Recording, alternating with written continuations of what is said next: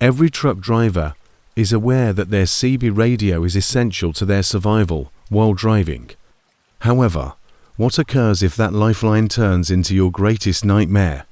I'm Mike Rodriguez, and I've spent the last 23 years transporting goods throughout our wonderful nation. I've witnessed my fair share of odd things on the highways, but nothing could have prepared me for what transpired on a chilly February night between Amarillo and Oklahoma City on Interstate 40, which still haunts me to this day.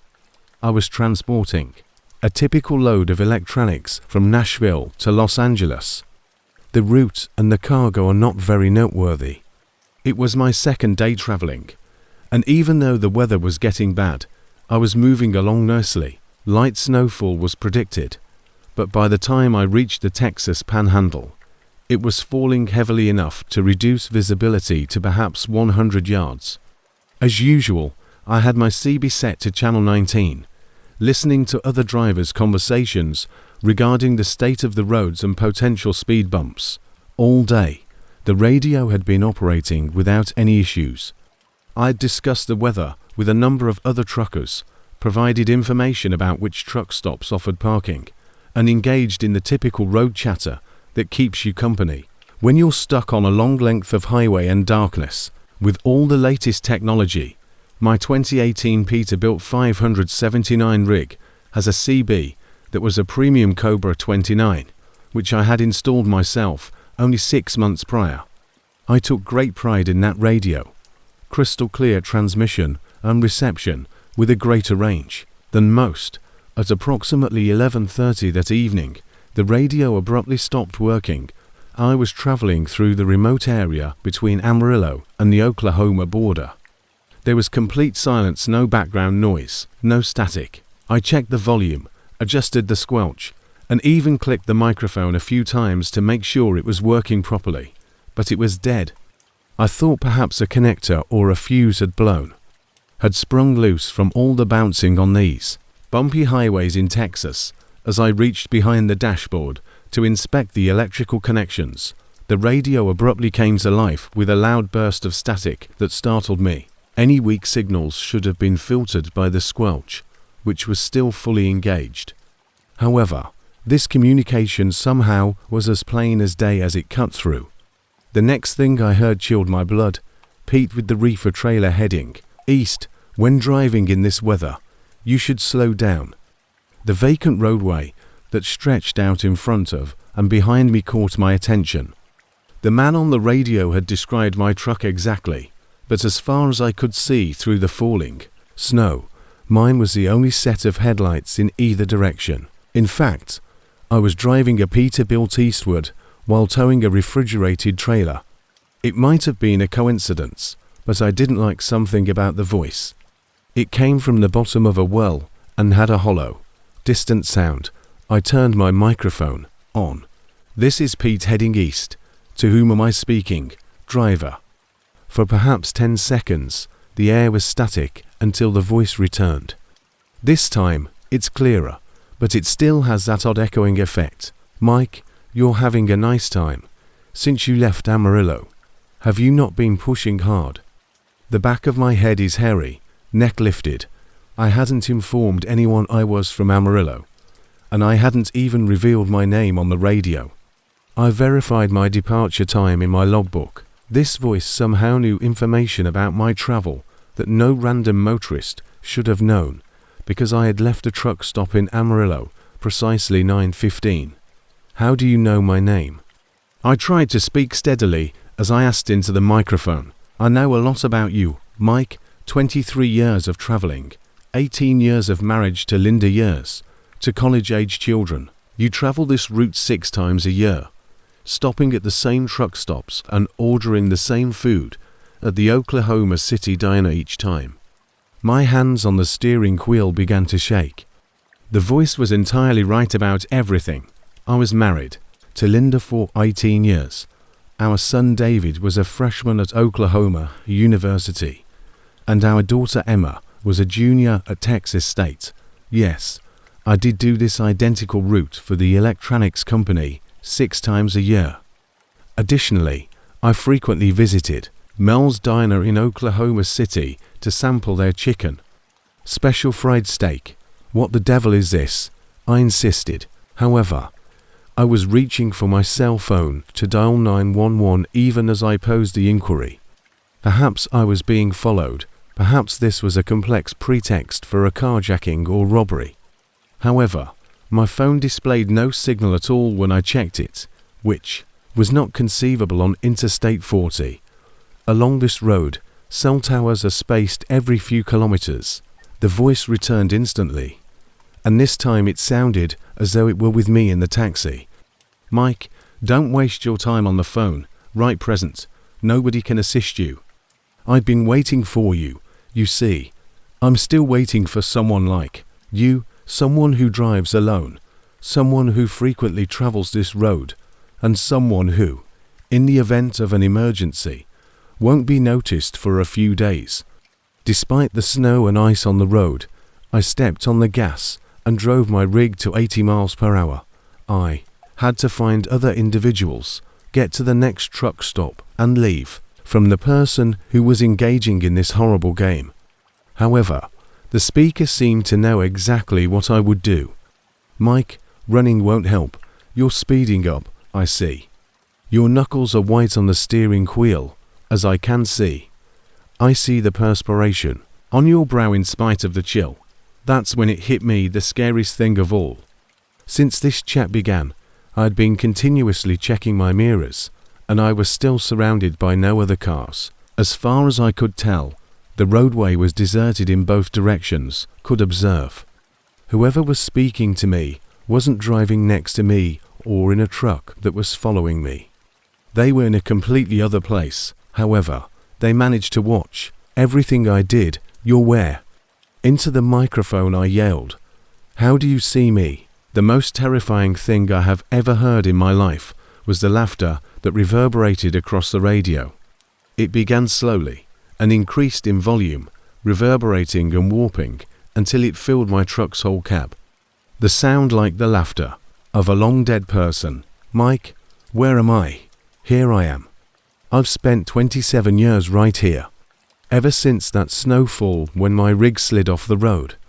Ever since I rolled down the hillside immediately before you, ejecting on the ice. My CB radio crackled with the voices of drivers who were unable to stop when I died alone in the cab. Assistance during the storm. It was just barely visible through the snow falling when I gazed forward through my windscreen. I could see the mangled remains of what had once been a semi-truck at the foot of the embankment, which was, in fact, on the right side of the highway. The caravan was split up from the tractor, both rusted and covered with snow, and the asphalt where the vehicle had left the road decades earlier still had ancient skid marks on it. Mike, do you see me now? Are you able to view my grave? My headlights swept across the overturned cab as I passed the debris, and I thought I spotted a figure. It was sitting in the driver's seat, briefly illuminated, wearing a trucker cap and flannel shirt. The man's eyes reflected my headlights like an animal in the dark, and his face was pallid. Another crackle came from the radio. I've been waiting for someone to stop for 27 years. Someone to remember that this is where a driver died. Seeing trucks run by for 27 years without even a moment of silence for a fellow driver who sacrificed his life for these roads. However, you will remember, Mike, you're going to share what happened here with everyone. About the times when truckers used to watch out for one another. About the way we used to pay respect to the dead. Then, just as abruptly as it had begun, the radio died once more.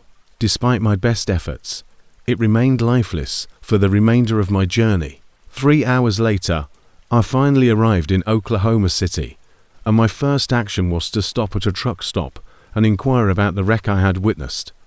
The veteran at the fuel desk attested to the fact that a driver by the name of Tommy Martinez had passed away in that location was the scene of a rollover accident 27 years ago in February 1998. He claimed that Tommy was a good driver, a devoted family man, and someone who always stepped in to support fellow truckers in need. When I came home, I had 3 different electrical shops checked the CB radio. They all told me the same thing. The radio was operating well. It shouldn't have died on the highway that night, because all of the connections were strong. However, I am aware of what I went through and what that voice informed me. Now, whenever I pass the embankment on that route, I slow down, I turn on my radio and utter a few words in memory of driver Tommy Martinez, who passed away 27 years ago while driving alone in the snow. Additionally, I swear that occasionally, just occasionally, I hear a quiet voice saying, "Thank you, driver," prior to the static returning to quiet. For 15 years, I have been traveling the same route. I am intimately familiar with every rest area, diner, and truck stop. That's why everything I believe to be true about reality has been called into doubt by what transpired last month. For almost 20 years, I, Robert Hayes, have been transporting goods between Phoenix and Denver. To get to Denver, take Interstate 25 north, then Interstate 40 east to Albuquerque, and finally Interstate 17 north to Flagstaff. I've made this exact route over 300 times without any problems, and I could drive it while blindfolded. Everything I hold about the nature of reality itself is called into question by what I'm about to tell you. It began on a Tuesday evening in November, one of those ideal evenings in the desert where the stars appear to be close enough to touch and the air is clear. I was transporting a bunch of equipment from a Tempe warehouse to a Denver distribution center. Neither the timeline nor the cargo were out of the ordinary. I had departed Phoenix at 2 p.m. and was traveling through northern Arizona's high desert area at a great pace. My gasoline gauge indicated that I had just under a quarter tank by 9:30 that evening as I approached Flagstaff. After 15 years of traveling this route, I've learnt to always start at Flagstaff before beginning the lengthy journey across New Mexico. I have been regularly using a pilot truck stop at exit 2011, just off Interstate 40, for more than 10 years. Reasonably priced gas, good meals, spotless toilets, and plenty parking for a ridge in full size. Over the years, I've probably made 200 stops there, but I noticed a change when I got closer to exit 201. I noticed a smaller, older-looking sign that just said Desert Rose Truck Stop in faded yellow in place of the well-known blue and red pilot sign that should have been visible from 2 miles away. Letters, perhaps Pilot had been acquired or rebranded, I reasoned. I had traveled through this exact location only 3 weeks prior, and everything had been normal, so it felt odd. As soon as I got off, I saw that the road to the truck stop was changed. Rather than the broad, this tiny 2-lane road, which looped back into the desert before opening up into a parking area, had the well-paved entry I was accustomed to. The entire area had an abandoned, dilapidated look that was very different from what I remembered, and the asphalt was aged and fractured, with weeds growing through the cracks. The actual truck stop was a modest, one-story structure whose architecture appeared to have been out of date since the 1970s. Large areas were in shadow due to burned-out parking lot lighting and faded turquoise paint on the walls. Perhaps 10 or 8 other trucks were parked in the lot. They were all older models that I was unfamiliar with. No gleaming new Kenworths or Peterbilts, no cutting-edge aerodynamic designs. These trucks have the appearance of being in a museum. I approached the building after parking next to a battered Mack that must have been at least 30 years old. Instead of the digital displays that had been commonplace for at least 20 years, the fuel pumps were the vintage type with mechanical numerals that switched when you pumped. Diesel was listed at 98 cents a gallon, which had not been feasible since the early 1990s, and the prices were absurdly low. The truck stop was equally odd inside. It was difficult to see clearly because of the weak, yellow lighting that gave everything an amber hue. The walls were panelled in faux wood grain that had likely been fashionable decades before, while the flooring were covered in broken and discoloured brown linoleum dots. An old man with thick glasses and thinning grey hair behind the desk gazed up at me with strangely empty eyes. He said, Philip, in a voice that sounded as though it was coming from below. "Yeah, diesel on pump 4, I said, sliding my credit card across to him. He turned the card over in his hands as if he had never seen one before, and he gazed at it for a long time. "We only take cash here, son." That ought to have been my first serious red flag. The majority of drivers pay with credit cards for tax purposes, and every truck stop in America accepts them. But I simply wanted to refuel and get back on the road because I was exhausted. I proceeded to the corner where there appeared to be an ATM. It was an old-fashioned machine, and when I walked up to it, the small green screen blinked. Nothing happened when I attempted to insert my card. The slot appeared to be too small, as if it were made for cards from a different age. The clerk, who was reading an ancient newspaper, stated, "The ATM is broken. In 1987, the bank closed." In the hopes of getting a cup of coffee and possibly a sandwich to go, I made my way to the food area. The shelves were filled with items I hadn't seen in years, including newspapers with headlines about 1980s events, candy bars and packaging that seemed decades out of date, and glass bottles of Coca-Cola with vintage labels. The coffee maker belonged in a museum because it was one of those vintage percolator units. It smelt like it had been sitting there 4 days, and when I tried to pour a cup, it came out thick and black. As I glanced at the other patrons, I saw that they were all wearing odd outfits. The truckers' hair was combed in ways that hadn't been in style since, and they wore baseball caps and flannel shirts that appeared to have been purchased at thrift stores. I was a child. A newspaper with a headline about the Challenger space shuttle explosion was being read by one individual. Another was griping to his friend about the fact that petrol had risen to $1 per gallon. I said to the man who was reading the newspaper, "Pardon me, what day is it today?" He gave me the impression that I had posed the most foolish question imaginable. "Naturally, November 15th, 1986. Do you feel okay, son?" My blood froze. That was 37 years ago on November 15th, 1986. It wasn't until 1987 that I was born. And yet here I was, surrounded by folks who seemed to legitimately think they were in the 1980s, standing in what seemed like a completely operational truck stop from the past. Since I knew there were cell towers all throughout this area, I checked my cell phone, but there was absolutely no signal. I went back outside in the hopes that some fresh air would help me process what was going on. My truck was still parked where I had left it, and it didn't look at all like it belonged among the older cars around it. Among an assortment of antiquities, my 2021 Freightliner Cascadia stood out like a spaceship because to its LED lights and contemporary aerodynamic appearance. With or without petrol, I made the decision to depart right away. My gut told me to leave as soon as possible since there was something really wrong with this property. I got back into my cab and turned on the engine, but my truck would not move as I attempted to back out of the parking spot. The motor was operating, the wheels seemed to be stuck in molasses, but everything was okay. I tried forward and backward, but it didn't work. The truck had been rendered absolutely immobile. I became aware of the other truckers in the parking lot. At that point, all of them were standing outside their cars, looking at me with the same blank looks on their faces that I had noticed on the cashier. Within, they stood there like statues, watching me struggle with my truck, without moving or speaking.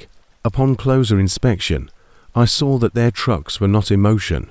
The stacks are not emitting any exhaust. No lights, no noise from the engine.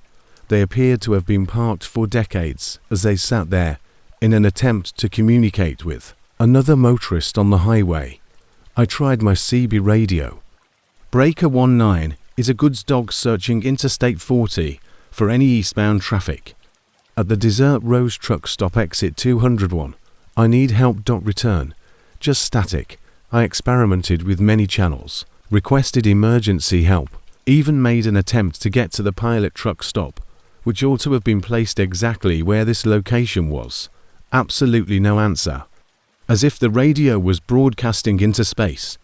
I reached for my cell phone and attempted to dial 911, but the screen indicated that there was absolutely no service. It was difficult in this area to have even one pub. I experimented with turning the phone on and off while only looking for emergency calls. Nothing was successful. As soon as I stepped inside, it seemed as though all of the contemporary technology had vanished. There were more and more truckers in the parking lot. There were more males coming out of the structure. They were all dressed in old clothes. They were all looking at me with those lifeless, vacant eyes. They started marching slowly and carefully in the direction of my truck, as if they were all following the same unheard beat. I restarted the engine and increased the APM to their maximum, but the truck remained immobile. I could see the mob approaching through my mirrors. Now, there must have been 20 or 30 of them, all moving towards my cab in perfect formation. They had expressionless, pale features. Furthermore, it appeared to me that none of them were breathing. I became aware of the terrible reality at that point. These were not human beings. In this location, which existed outside of normal time, there were echoes or shadows from the past. There was no actual business at the Desert Rose truck stop, some sort of paranormal trap, a remnant of the 1980s that had managed to survive and was now attempting to cite me as its most recent victim. I shut my eyes and focused more intently than I had ever done before. I considered my children, my wife, Linda, and the real world, where I belonged. I imagined the real pilot truck stop that ought to have existed here, complete with credit card readers, contemporary pumps, and cell phone using drivers. I concentrated on 2024, my actual life, and all that was genuine and real. My truck jerked forward so violently as I opened my eyes that I almost collided with the steering wheel. I was sitting in the parking lot of the pilot truck stop I had always anticipated to find, and the ghostly trucker population had disappeared. The contemporary blue and the night sky was illuminated by a red sign. Current model vehicles were parked all around me, and the fuel pumps were digital. For 10 minutes, I sat there in shock, trying to comprehend what had just transpired. My cell phone displayed the right date and time, as well as full signal strength when I looked at it. I discovered that when I looked at my gasoline gauge, remained at the exact spot where I had turned off the freeway, reading just under a quarter tank. I walked inside the cockpit to make the payment after filling up my truck. The clerk was a young woman with a warm grin and contemporary clothes. As she processed my credit card payment, she inquired, "How are you doing tonight? Has a truck stop ever been termed where is the Desert Rose?" I questioned her. She appeared perplexed. "I'm not aware of any. This pilot has spent almost 12 years here. It was only dessert before that. Do you ask why?" I couldn't bring myself to be honest with her. I simply believed I had a different memory. Regards. I didn't even switch on the CB radio, and I drove the rest of the way to Denver in total stillness. I researched the area surrounding Flagstaff after I arrived home. My blood ran cold again as I discovered what I had. At that precise spot, there had once been a truck stop known as the Desert Rose, but on November 15, 1986, it was destroyed by fire. The proprietor and the majority of his frequent patrons were among the 23 persons who perished in the fire. The site had been abandoned until the pilot was constructed in 2012, and the source of the fire was never identified. I still travel that road twice a month, and each time I stop for gasoline, I go to the pilot. However, occasionally I catch a glimpse of that faded yellow sign in my peripheral vision when I approach exit 201 late at night. The truck stop, known as Desert Rose, is still in place, stuck in November 1986, waiting for another motorist to stop for 98 cents a gallon of petrol. I am aware that I will turn into one of those truckers with empty eyes if I ever see that sign again, and allow myself to think it is genuine, waiting for the next victim to join our group, while lingering in the parking lot in definitely eventless procession of the deceased. After 30 years of hauling, I discovered one rule. Never inquire about the cargo. Simply pick it up, deliver it, and get compensated. However, there are many that make you regret breaking that rule. I'm Marcus Thompson, and I've been up all night telling you this, each night for the previous 6 months. It has caused me to re-evaluate all of my beliefs about good and wrong, as well as the distinction between doing what is morally right and obeying commands. Over the course of my 30 years as a long-haul driver, I have transported everything, from medical supplies to military hardware to live chickens. I've always taken great satisfaction in being discreet, dependable, and professional. You follow the shipper's instructions and don't ask questions. You grab the money and drive away when they give you twice the usual amount for a quick delivery.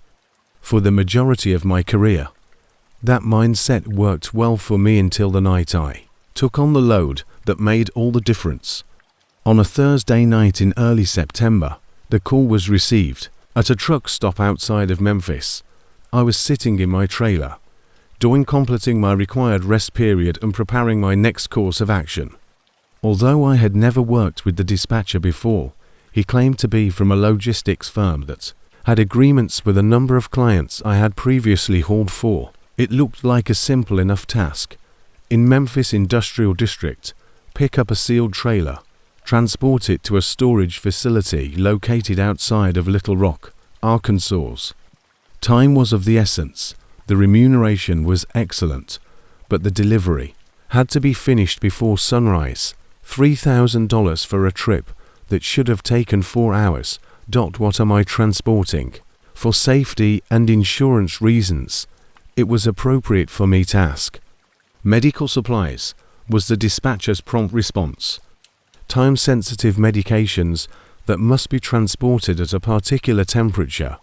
The trailer has been sealed and loaded. Already, hooking up and driving is all that is required. Never stop for anything other than fuel until it is absolutely required. And never open the caravan. When it comes to cold chain maintenance, the client is extremely picky. The haste and high remuneration were explained by medical supplies. When pharmaceutical businesses need emergency deliveries, particularly for temperature control, they were known for paying premium rates. Sensitive drugs. I had previously transported comparable loads without any problems. I accepted the assignment and was given instructions to the pickup spot. I was sent to an unfamiliar industrial area on the outskirts of Memphis by the address. The majority of the region was made up of vacant lots and shuttered warehouses. It was the sort of neighborhood that appeared dubious during the day and blatantly unsafe at night. I located the designated warehouse, a plain structure with little lighting and no signage, at the end of a dead-end street. At the entrance, I was greeted by a lone security officer who led me to a loading dock where the trailer was waiting. The caravan was a typical 53-foot white refrigerated unit without any identifying information or business marks. The refrigeration unit was already operating, buzzing loudly to keep the goods within at whatever temperature was needed. Surprisingly, little paperwork was presented to me by the security guy. No comprehensive manifest, no particular handling instructions, only a simple bill of lading with the delivery address in Little Rock and the cargo classified as medical goods. As I backed my tractor up to the kingpin, the guard stated, "The trailer is sealed and ready to go. To remind you, the boss says, don't open it for whatever reason. The temperature alarm sounds. You give this number a call right away." He gave me a business card that included no name of the company or other details, only the phone number. I completed my routine pre-trip examination, plugged up the caravan and connected the electrical and airline cables. Everything appeared to be typical. The temperature of the refrigeration unit remained constant at 38, substantially within the typical range for pharmaceuticals. Both a regular lock and what looked to be a tamper evidence seal were used to secure the caravan doors. After getting my copy and signing the paperwork, I started to drive towards Interstate 40. The drive was entirely ordinary for the first hour. Traffic was light, my tractor and the trailer were following each other correctly, and the refrigeration unit was keeping the temperature stable. I was getting settled for what I thought would be a simple journey to Little Rock after making good time through downtown Memphis. I heard the sound for the first time at that moment. It began as a slight scraping sound, which at first I thought was caused by anything moving inside the caravan. Occasionally, loads settled while being transported, particularly if they weren't adequately fastened. However, upon closer inspection, the sound sounded too purposeful and regular to be cargo moving. It appeared as though someone was purposefully scratching the trailer's interior walls. I switched off my radio and paid closer attention.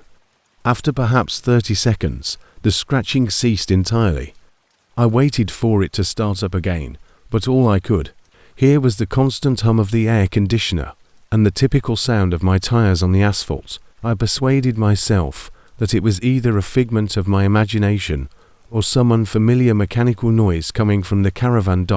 After 20 minutes or so, the scratching again, but this time it was accompanied with a chilling sensation. It came from within the sealed caravan and sounded like muffled voices.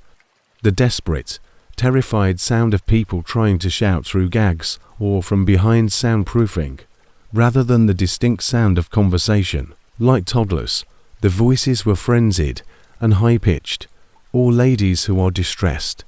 I parked on the highway's shoulder and listened to the noises from the caravan behind me while my motor sat there idle. The scraping was more desperate now, and now I could plainly hear several voices, all of them frantic and afraid. The interior walls were being pounded by someone, even over the sound of the refrigerator unit. The metallic hits of the caravan were clearly audible. My initial reaction was to dial 911. Then I recalled the business card I had received from the security guy. The directions had been unambiguous. I was meant to contact if there were any issues with the cargo or the temperature. That number right away. This might have been a test. Or perhaps what I was hearing had a plausible explanation. I pressed the card's number. As if anticipating my call, a man picked up on the first ring. "Is there a problem with the delivery? There are sounds coming from inside the caravan," I remarked, attempting to maintain a calm voice. "It sounds like there are people in there," the man said without hesitation. "What you are hearing is the sound of live medical test subjects transporting primates for valid pharmacological research. We employ safe enclosure and soundproofing because they get upset during transportation. This is entirely lawful and appropriately allowed. Delivering the caravan is your responsibility. Tampering with the cargo is not." I heard sounds that might have been made by primates. Laboratory animals were frequently used in medical studies, and when in pain, monkeys or apes could actually make astonishingly human sounds. Though it was unpleasant to consider, it was both legal and essential for creating life-saving new drugs. Although I knew other drivers who had successfully carried cattle and lab animals, I had never previously hauled live animals. We have discovered that it is simpler to just refer to it as medical supplies. The animals serve as medical equipment for the aim of research. Can you proceed to the delivery place, or is there a real issue with the transport? For an additional minute, I listened to the sounds coming from the caravan. The banging and scratching persisted, but it was easier to put up with since it was coming from lab animals and not people. I had consumed a lot of meat from animals that had likely endured worse living and dying conditions than these study participants were. It was a necessary evil if their suffering resulted in life-saving medical discoveries. I said to the fellow on the phone, "I can go on. Fantastic. You're getting paid a lot to make this delivery without any issues. I have faith that you will fulfill your professional responsibilities." The noises coming from the trailer only grew louder as I shifted the vehicle back into drive and drove on towards Little Rock. The voices grew more urgent, the hammering more violent, the clawing more desperate. An additional hour later, I was starting to question the justification I had been provided. I had never heard any creatures sound like these. They had a distinctly human voice, and they sounded as though they were in pain in ways that would not be necessary for any valid study. I stopped once again and made my way back to the caravan. When I was standing directly in front of the sounds, they were significantly louder. Next it, and I could now hear distinct voices. A man shouting something I couldn't make out through the metal walls, a lady sobbing, a youngster pleading for assistance. My mind was clear of any uncertainty. These people were stuck in the caravan and desperately needed assistance. I examined the caravan door seals and locks. Breaking them could perhaps save the lives of those trapped inside, but it would also erase evidence of whatever crime was occurring. I considered my reputation, my 30 years of professional driving experience, and the $3,000 I was getting paid for this delivery. Then I considered the voices I could hear, the fear and despair in those human voices. To get the bolt cutters for my toolbox, I walked back to my tractor. 4 years, I had kept them on hand in case I ever needed to cut a broken lock or damaged luggage strap, but I never thought I'd need them to break into my own caravan. I placed the cutters on the regular lock, my hands trembling. Either this action would ruin my career and possibly land me in jail, or it was the most significant thing I would ever accomplish. Like butter, the lock sliced through. Although it required a bit more work, the bolt cutters also got past the tamper evidence seal. I reached for the trailer door's handle and yanked it open. I will always be troubled by what I witnessed in that caravan. No lab animals were present. No medical supplies were available. In conditions that belonged in a nightmare, 17 people, mostly women and children, were tied to the trailer's walls. They were filthy, undernourished, and extremely afraid. An explanation: a few of them suffered injuries. They were all traumatized, and they all stared at me as if I were a monster sent to destroy them or their savior. I made a 911 call right away. 30 minutes later, the paramedics and police discovered a human trafficking enterprise that had been delivering victims from Memphis to Arkansas's buyers. People were being sold into prostitution, enslavement, and worse, in exchange for the medical supplies. One of the most heinous crimes imaginable was concealed behind the lawful pharmaceutical research. I shattered the seal and opened that caravan, which is why 17 individuals are still alive today.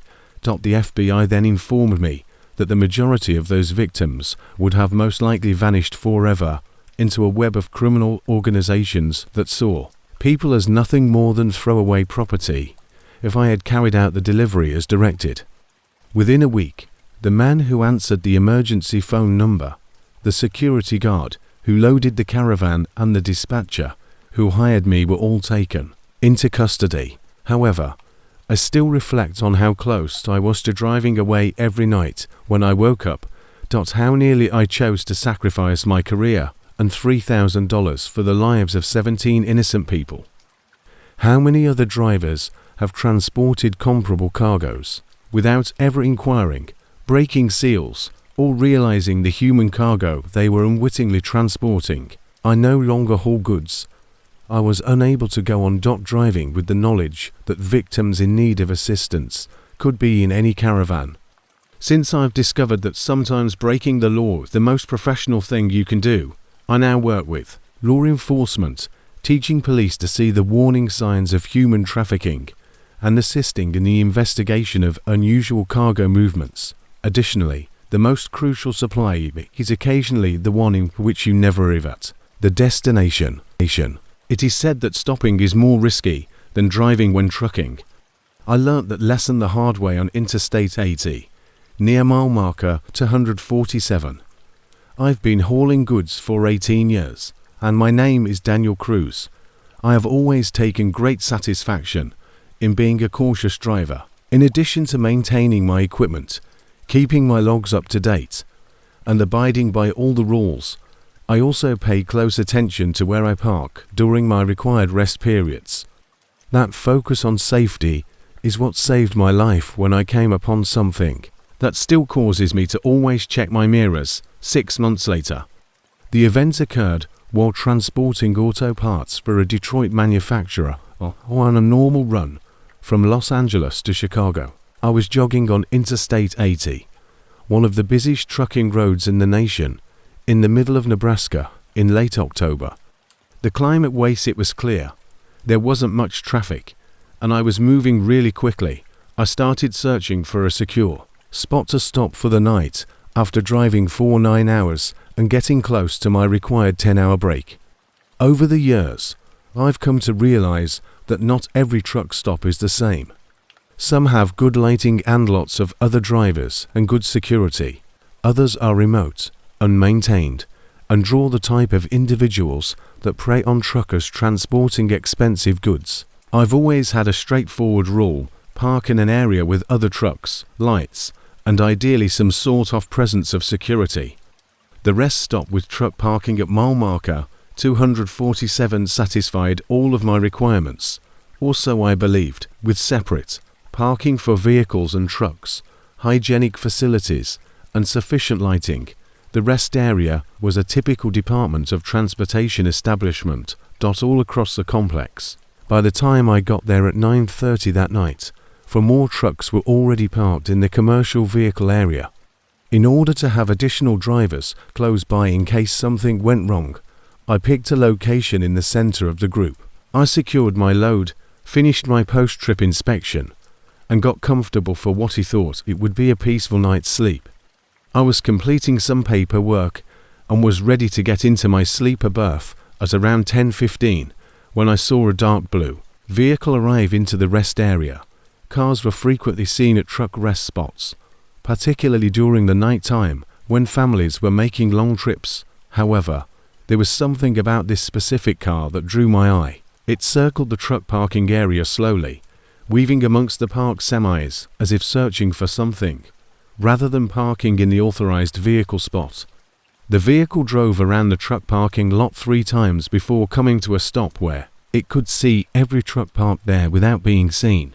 Through the tinted windows, I could not see the driver clearly, but I could see that he was by himself and seemed to be methodically observing the vehicles.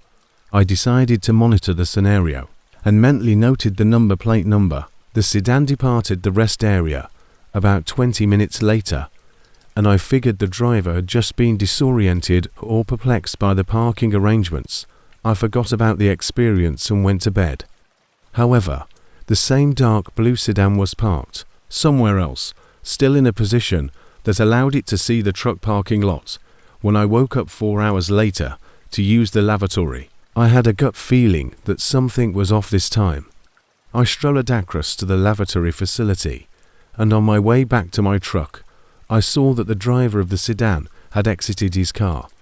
He was an average height, middle-aged man who was hard to notice in the darkness between the trucks because of his dark clothes. He was moving slowly across the parking lot, examining each truck closely, paying close attention to the corporate logos and license plates. He went straight back to his car and drove off when he noticed that I was observing him. When I got up 2 hours later to make sure my luggage was secure before continuing my journey, I saw the automobile for the 3rd time. It was parked somewhere else again, but it was still in a position to see the vehicles. The driver stayed this time in his car, but I could see him looking at the trucks more intently through what looked like binoculars. I made the decision to report suspicious activity by calling 911 at that point. After receiving my information, the state police dispatcher informed me that an officer would not be able to attend for at least half an hour, but they would send a patrol car to check on the rest area.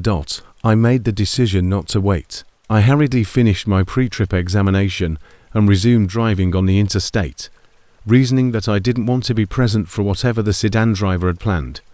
I was mistaken to believe that was the end of it. 50 miles down the road, I noticed the same dark blue vehicle in my rearview mirror, precisely matching my speed and remaining approximately a quarter of a mile behind me. It also slowed down when I did.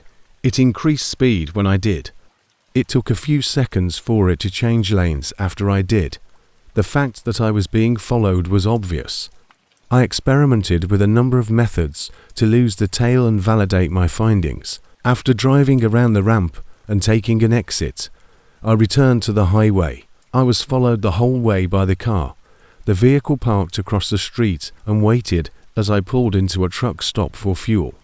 It continued to follow me at the same distance when I exited the truck stop. For almost 200 meters, this pattern persisted, throughout Nebraska and into Iowa by daybreak. I was very terrified. This was neither a coincidence or a random road behavior. Someone was purposefully following me around with a degree of tenacity that betrayed grave criminal intent. I conveyed the problem to my dispatcher over the phone, and he recommended that I drive straight to our company terminal in Des Moines, where security would be there and other drivers might assist if needed. I believed I might be able to lose my pursuer in the traffic. It got heavier as I got closer to the Des Moines metropolitan region. However, the car driver was tenacious and competent, preserving eye contact despite the dozens of other cars separating us. Whoever was following me obviously had surveillance experience and was not going to give up lightly. I contacted 911 once more and reported that I was being followed by someone who seemed to be doing it illegally. The state of Iowa police dispatcher told me to pull into a way station just outside of Des Moines, where policemen were on duty and could help me right away. With the sedan still a quarter of a mile behind, I did as they said and pulled into the way station. The vehicle vanished as soon as I pulled into the way station. It was in my mirrors one moment, and then it was gone, as if the driver had foreseen my move and taken evasive behavior. Despite the absence of the suspicious vehicle, the state police officers were quite professional and treated my report seriously. They were limited to recording the occurrence and telling me to stay vigilant. I proceeded to my business terminal in Des Moines. I told my safety director about the event in Moines and gave a thorough account of the sedan and its driver. I discovered something that chilled me to the bone that afternoon. Over the previous month, 2 other drivers from my firm had reported similar experiences, both involving long-distance pursuits by dark blue sedans on Interstate 80. The following had ceased in both situations when the drivers either called for assistance or arrived in populous areas. I was informed that I was now a part of a much wider investigation after the safety director got in touch with the FBI. Long-haul truckers hauling valuable cargo with a focus of what federal officials thought to be an organized criminal cell. At rest locations, the group would look for possible victims at truck stops, track them to find out their itineraries and schedules, and then work with other criminals to rob the trucks at sites that are remote. The FBI detained 5 men 3 weeks after my event in relation to a truck hijacking group that had been active in several states. It turned out that the dark blue sedan that had been pursuing me was one of the group's many surveillance cars. The FBI claims that because I had identified the threat early and taken the necessary precautions to protect myself, I'd escaped being a victim. According to the inquiry, the criminal organization stole more than $2 million worth of cargo during at least 12 truck hijackings over a 6-month period. During the robberies, a number of drivers had severe injuries, and one motorist in Kansas had been battered by the hijackers and admitted to the hospital for a week. The organization used the rest sites and truck stops along Interstate 80 as hunting grounds to find possible victims, focusing on drivers who drove alone on well-traveled routes. The man who had followed me that night was put on trial, and I testified. He received a 15-year sentence in federal prison after being found guilty of conspiring to commit robbery. I discovered during the trial that he had been pursuing me for over 300 meters, anticipating that I would halt in a remote spot so that his accomplices could finish the heist. Had I failed to ask for assistance after seeing his surveillance, I would have turned into another figure in their illegal business. I now approach every facet of trucking safety differently as a result of the experience. No matter how exhausted I am, I no longer take sporadic rest breaks in remote areas. Whenever feasible, I change my routes and timetables to avoid settling into a pattern. I always look in my mirrors to see if there are any cars following me. and I follow my gut when anything doesn't feel right. Above all, whenever I suspect criminal conduct, I never think twice about calling law authorities.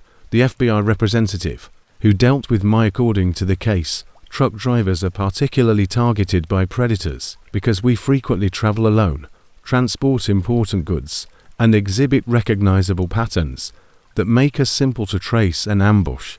According to him, the highways provide easy access to victims, several escape routes, and a steady stream of possible targets, making them ideal hunting grounds for crooks. He clarified that early danger detection is essential to remain secure, and acting right away to seek assistance. Even now, 6 months later, whenever I stop into a rest area, I still think about that dark blue vehicle. When I drive at night, I still frantically check my mirrors. Still, if I notice anything, I dial 911. Even if it proves to be nothing suspicious.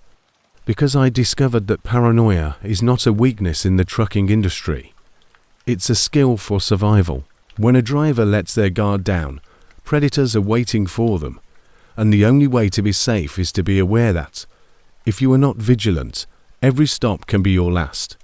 I learnt from mile marker 247 that complacency is the most hazardous load a truck driver can transport.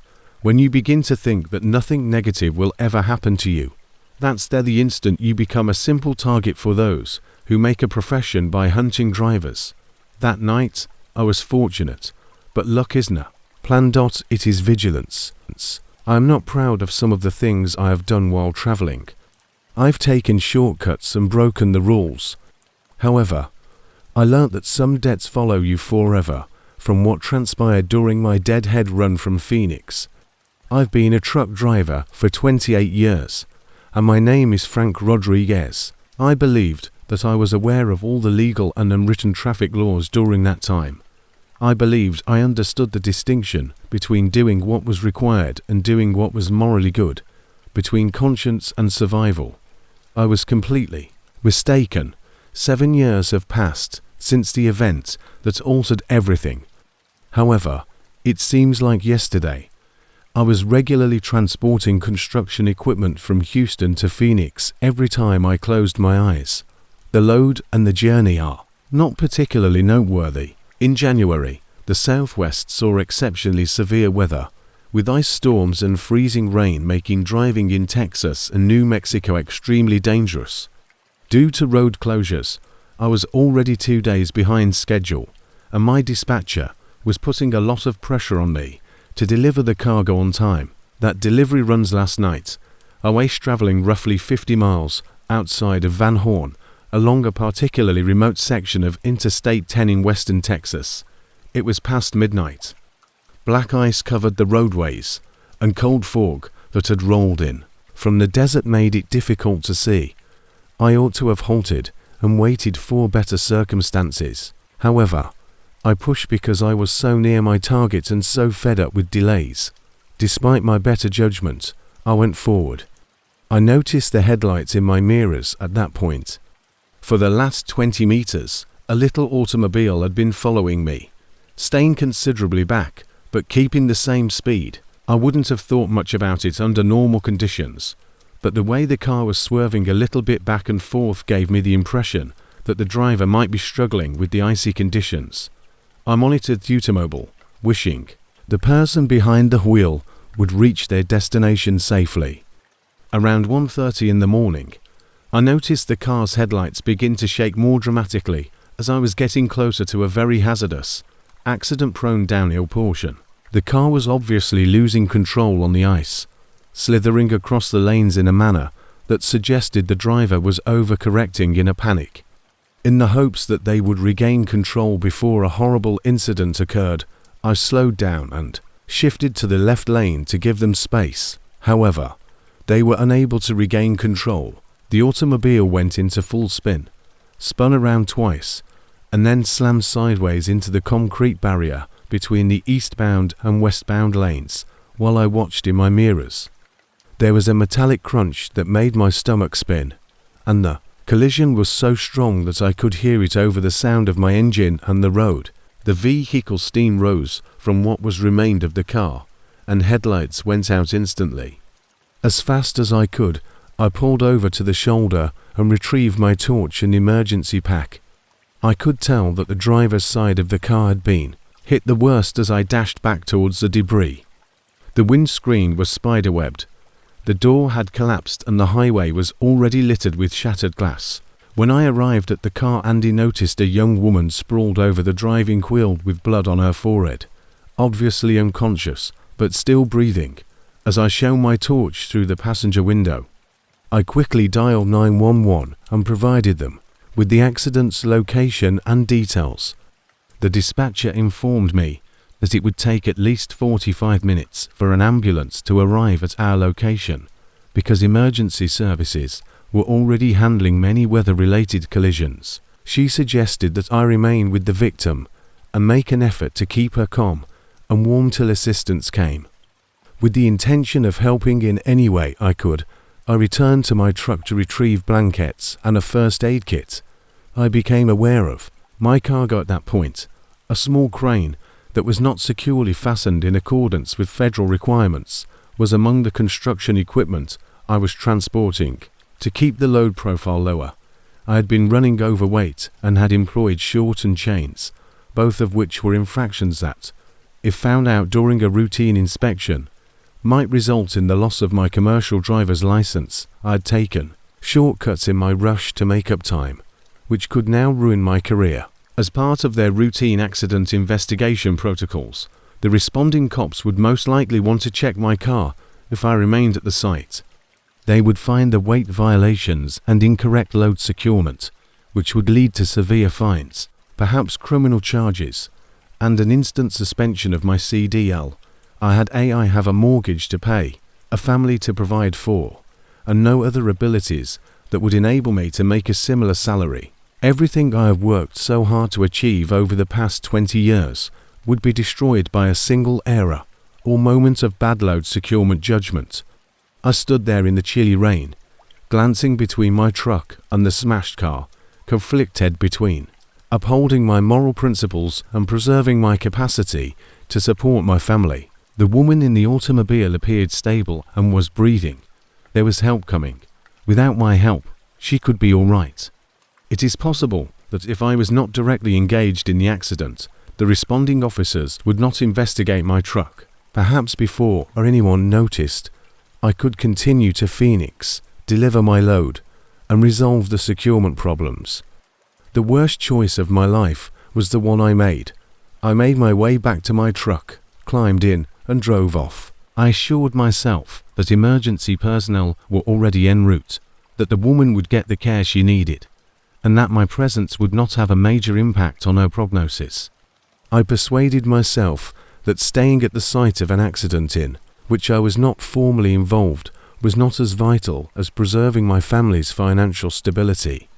I spent the next 3 hours searching for information on the accident on every news website and radio station I could find as I traveled into Phoenix in the dark. I took the fact that I couldn't find anything as a sign. Since there were no fatalities, the woman had lived and would get better. Feeling bad, but certain that I had taken the most sensible decision, I delivered my load the following morning, fixed the securement problems on my empty trailer, and began the deadhead run back to Houston. During that fruitless journey back, the guilt started to consume me. Each time I closed my eyes, I saw the woman hunched over her steering wheel, breathing but powerless, with blood on her forehead. Each mile marker served as a reminder that I was leaving behind someone who had needed aid, someone I could have shielded and consoled as she awaited medical attention. I sought to use the possible outcomes I had avoided as justification for my choice. However, I knew in my heart that I had failed a basic human decency test. I began to notice things that didn't make sense around 6 hours into the return trip, while I was traveling down the same section of highway where the tragedy had happened. The time was now mid-afternoon. The roads were dry and the weather had cleared. However, I thought I might be seeing ice patches in my side vision. The road surface looked normal every time I looked at it straight, but I kept seeing glimmers of freezing fog and black ice in my passenger window and in my side mirrors. I initially noticed her in my mirrors at that time. A young woman in the same attire I recognized from the accident scene was standing on the highway shoulder. Her forehead was still covered in blood as she stood there immobile, watching my truck drive by. She had vanished when I looked again. I persuaded myself that my conscience was deceiving my weary mind, that guilt and sleep deprivation were causing me to have hallucinations, and that I was seeing things. However, 10 miles later, she reappeared, this time standing in the median between the eastbound and westbound lanes roughly, where her vehicle had been involved in an accident. This time, she was more visible, and I could see that her clothes were bloody and ripped, that her neck was hunched at an odd angle, and that her eyes were tracking my truck as I went by, her mouth twitching as if she were trying to convey something. I couldn't hear above the sound of my engine. She held up one hand and pointed straight at me. I attempted to explain it away by telling myself that I was seeing a different woman who just so happened to look like the accident victim. But I knew something unusual was going on when she showed up a third time, standing right in my lane about a quarter of a mile ahead. This time, she was considerably more specific, and I could detect injuries that had not been apparent at the time of the event. There were obvious fractures in her head. Blood was seeping through her clothes in patterns that suggested internal bleeding, and her left arm dangled at an unimaginable angle, about 50 feet away from her. I used the brakes and stopped completely. She approached my truck slowly, her motions jerky and awkward, as if she were attempting to make her body work after suffering serious spinal damage. Although I was still unable to hear her through my closed windows, I could see that her lips were moving continuously as she drew closer, repeating the same phrases again and over. She put both of her hands against my truck when she arrived, windscreen, and fixed my eyes with his. She had a frigid, pallid face. Her mouth was still working with urgent intensity, and her eyes were bloodshot and full of tears. Reading her lips as she repeated the same phrase over and over again, I finally grasped what she was trying to tell me. You abandoned me to perish. You abandoned me to perish. When I attempted to start my truck and leave, the engine refused to start. I attempted calling for assistance on my CB radio, but all I heard was static. Even though I was in an area where I knew there were numerous towers, I tried using my cell phone but had no coverage. I was confined by myself with the spirit of a woman whose passing I seemed to be in charge of. She walked around to the driver's side of my truck and got up upon the running board, putting her face against my glass. She was obviously dead, yet her breath started to fog up the glass. Like she was banging on a door, she repeatedly and slowly tapped on the pane with one finger. A tiny patch of blood appeared on the glass after each tap, and she had uttered a single word after a few minutes: murderer. It was at that point that I realized the full scope of my actions. The accident had not claimed this woman's life immediately. She had been waiting for the assistance I had promised to bring, had survived the initial impact, and was alert and conscious when I discovered her. However, she had passed away after I departed due to internal injuries that could have been avoided with prompt medical care. She had passed away in agony, alone, and wondering why the truck driver who had pulled over to assist her had vanished out of thin air. The ghost got out of my truck and made his way back to the front of it. I will never forget the mix of anguish and anger in her eyes as she stood there looking at me for what seemed like hours. Then she opened her mouth and let out a scream, so loud and agonized that I could hear it plainly over the sound of my idling engine and through my closed windows. The music carried on for what seemed like forever. A wave of utter hopelessness and indictment that appeared to arrive simultaneously from all sides. She was gone when the yelling eventually ceased, and my truck got started without any problems. I didn't even turn on the radio and drove the rest of the way back to Houston in total silence. I did something I had never done in my professional life when I went home. I looked into the accident I had seen. I became physically ill after discovering what I did in the local newspaper archives. Maria Santos was her name.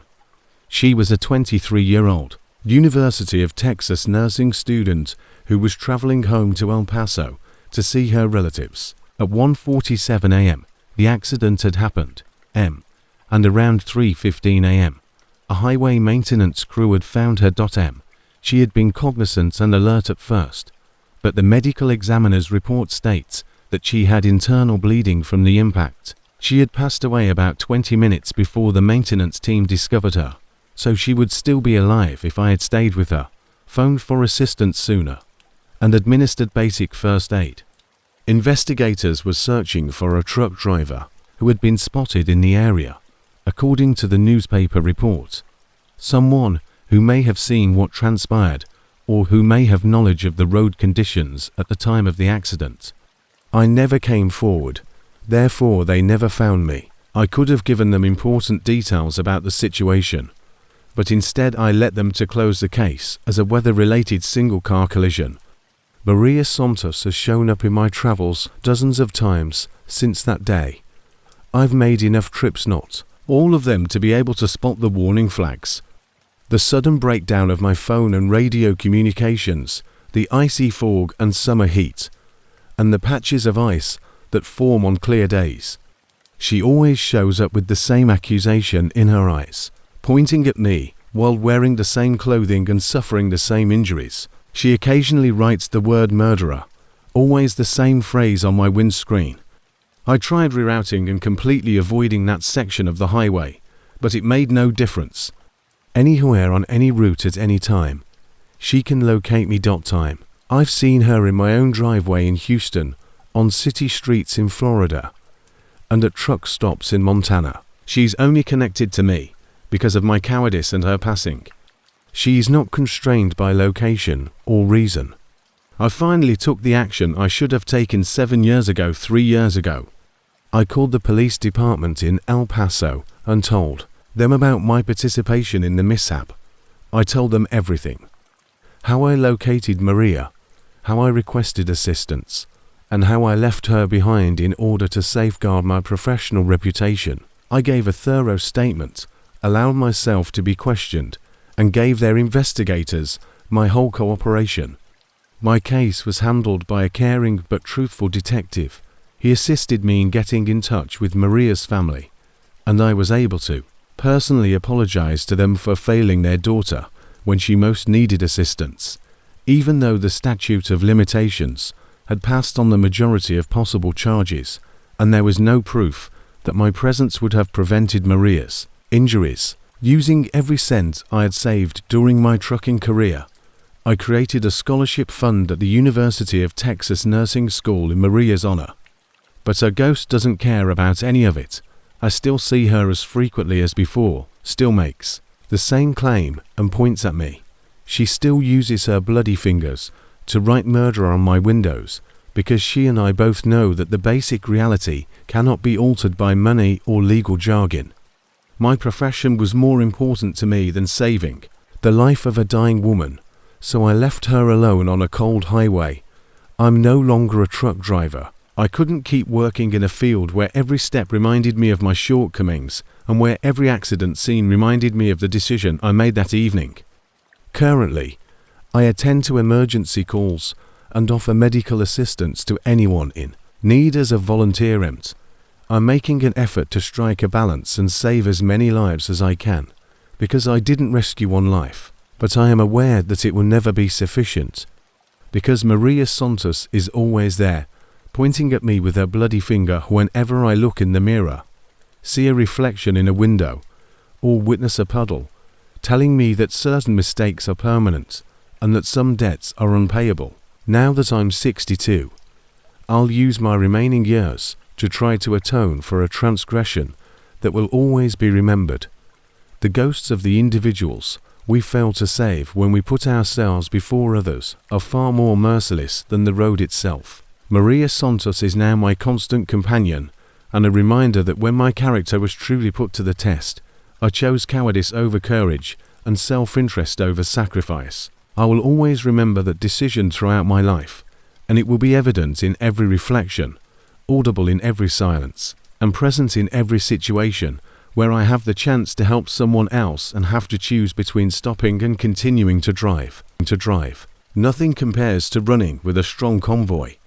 The protection, the companionship, and the radio stories that were shared. However, I joined a convoy outside of Amarillo that wasn't seeking companionship. Souls were what they sought. I've been driving long distance for 16 years, and my name is Paul Carter. Over the years, I've discovered that the road may be a lonely location, particularly when you're traveling in the desert 4 hours at a time and don't see anyone. For this reason, the majority of drivers value the chance to travel with other trucks in order to be safe and social. I learned not to join such convoys after what occurred to me on Highway 287 north of Amarillo. I was transporting a lot of furniture from Dallas to Denver during the third week of November. I was traveling through the Texas Panhandle at a great pace, with bright skies and minimal traffic throughout the day. I heard some talk on Channel 19 about a convoy forming up outside Amarillo at approximately 8:30 p.m. when the sun was just about to drop behind me. As they ran through southeastern Colorado and northeastern New Mexico, the lead driver was urging any trucks heading north to join them. The voice on the radio belonged to a man who identified himself as Big Jake. He had the tone of a seasoned driver, composed and authoritative from decades of driving dots in order to form a good convoy for the overnight travel. He clarified. They already had 5 trucks and were searching for a couple more. Safety and numbers, he remarked, particularly on the desolate sections where there were very few truck stops. It seemed like a great chance to go with seasoned drivers who were familiar with the road. I pressed the record button and requested further information. Big Jake got back to me very away, telling me where they were staging and how I could join the formation. According to him, they would leave at precisely 9:15, travel at a constant speed of 70 miles per hour, and remain together until they arrived at the truck stop in Wrighton, New Mexico, at around midnight. I wanted to go in a convoy, and this one sounded professional and well organized. I was impressed by what I observed when I discovered the staging area at a sizable truck stop on the northern outskirts of Amarillo. Indeed, a formation of 5 vehicles was already in place. They are all spotless, well-kept vehicles that appear to be owned by serious professional drivers. The lead truck was a vintage Peterbilt 379 with chrome stacks and a tall hood, the type of vehicle that vintage drivers take care in keeping up. Behind it were an International 9900, a Mack Superliner, a Freightliner Classic, and a Kenworth W900. They're all in great shape and seem to be from the 1990s. I approached Big Jake to introduce myself after pulling up behind the International. However, the driver was not visible in the cab as I got close to the lead truck. I assumed that before leaving, he was most likely inside the truck stop taking care of some business. I entered in the hopes of meeting some of the other drivers and getting a cup of coffee. However, I couldn't find anyone who fit the characteristics of the convoy drivers I had seen outside as I searched around the truck stop. I inquired about the convoy that was gathering in the parking lot from the young woman who worked at the fuel station. She seemed amiable enough. She asked me what convoy I was referring to. Looking perplexed, as I gestured towards the window, the 5 followed my eyes as the trucks formed a queue, then gave me a perplexed look in return. She remarked, "I only see your truck out there. Are you feeling all right?" I asked myself as I glanced out the window once more. The 5 trucks were still there, arranged just as they had been when I got there. The clerk's allegation that she was unable to see them baffled me. However, I figured she was either not listening or was focusing on the incorrect area of the parking lot. I stepped back outside to wait for departure time after thanking her for her time. I heard Big Jake's voice on the radio requesting that the convoy disperse at precisely 9:15. As I watched, the 5 trucks in front of me fired up and started to drive towards the highway entrance. After starting my own rig, I followed them, positioning myself as the sixth truck in the arrangement. Big Jake called on the radio to greet me to the convoy and go over the itinerary as we turned into Highway 287 North. Everything appeared to be perfectly normal for the first hour, with proper vehicle spacing and a constant speed of 70 miles per hour. The convoy kept flawless formation. On the radio, the other drivers were polite and professional, exchanging data regarding traffic patterns and road conditions, thankful to be traveling with seasoned drivers who obviously knew what they were doing. I started to unwind and enjoy the company. However, as we ventured more into the New Mexico desert, I began to notice some oddities. We had not passed another car in either way in more than an hour of driving at 70 miles per hour.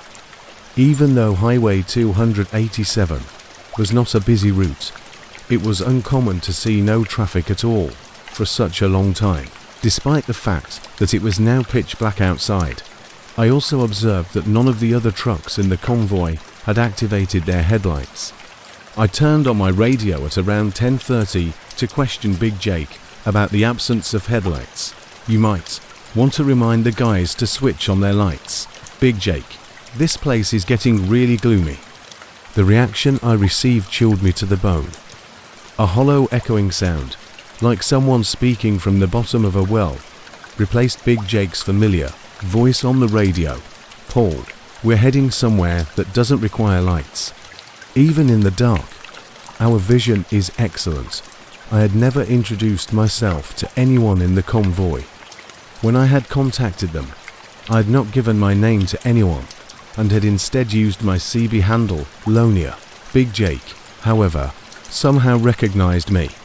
During my previous radio communication with my dispatcher, I tried to convince myself that he had somehow overheard my name, but I knew that was impossible because I had been using separate channels. I turned to face the 5 trucks ahead of me and saw that none of them had any lights at all. There are no headlights, marker lights, tail lights, or anything else. With the exception of their shadows against the somewhat lighter sky, they were entirely invisible as they traveled through the night like ghost ships. I made an effort to get a closer look at the vehicles, but each time I concentrated on one, it appeared to fade and become less distinct, both inside and outside of reality. I saw something at that point that caused me to doubt my own sanity. We had spent almost an hour on Highway 287 heading north. However, my GPS indicated that we were still exactly where we had begun. The same numerals appeared on the mile markers. We were crossing over and over again repeatedly, as if we were stuck in a loop that stopped us from moving forward in any meaningful way. I attempted using the corporate radio to transmit my whereabouts to my dispatcher, but all I heard was static. Even though I was in an area where I knew there were numerous towers, I tried using my cell phone, but it showed no signal. I traveled in formation with 5 vehicles that might not even be real, and I was totally isolated from the outer world, on a motorway that didn't appear to lead somewhere. When Big Jake's voice returned to the radio, it sounded different, like the whine through a deserted building, less human. Paul, I'm having second thoughts and questioning whether joining our small convoy was the proper move. It's too late now. Once you participated in a journey with us forever, brotherhood. I slammed on my brakes in fear when I noticed something in my mirrors. There was a never-ending queue of trucks behind my truck, as far back as I could see. In the dark, they followed the same unfeasible path through the New Mexico desert. Dozens or even hundreds of them, all without lights, dotted a convoy of 6. I was no longer the 6th truck. For God knows how long, this route had been traversed by countless trucks, of which I was one. Modern rigs were different from the trucks I saw in my mirrors when I first joined. These were vintage cars from various times, some of which appeared to be from the 1950s and 1960s. There were vintage Max and Peterbilts with chrome bumpers and tall hoods, international harvesters that should have been in museums with bulldog ornamentation. They were all propelled by figures I couldn't quite identify. Dark shapes behind windscreens that didn't reflect any light.